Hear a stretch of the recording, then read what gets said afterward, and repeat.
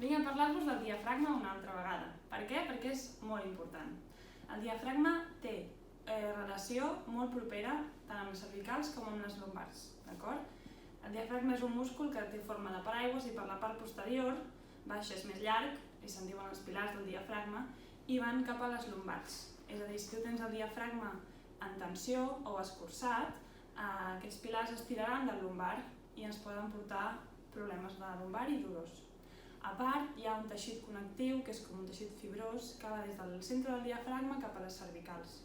S'inserta aquí a l'occipital i si el diafragma està tens, aquest teixit connectiu també estarà tens i se'ns endurà el coll cap endavant.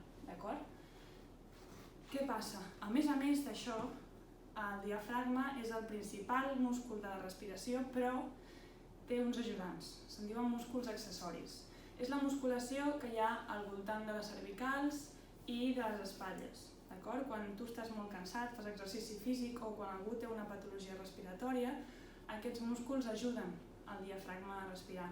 Però si el diafragma no està funcionant correctament, aquests músculs hauran d'ajudar més del que haurien i es sobrecarregaran portant-nos un problema cervical.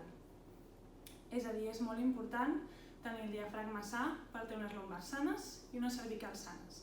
I des de la fisioteràpia us podem ajudar a aprendre exercicis per mantenir el diafragma sa i a relaxar-lo perquè no us doni problemes.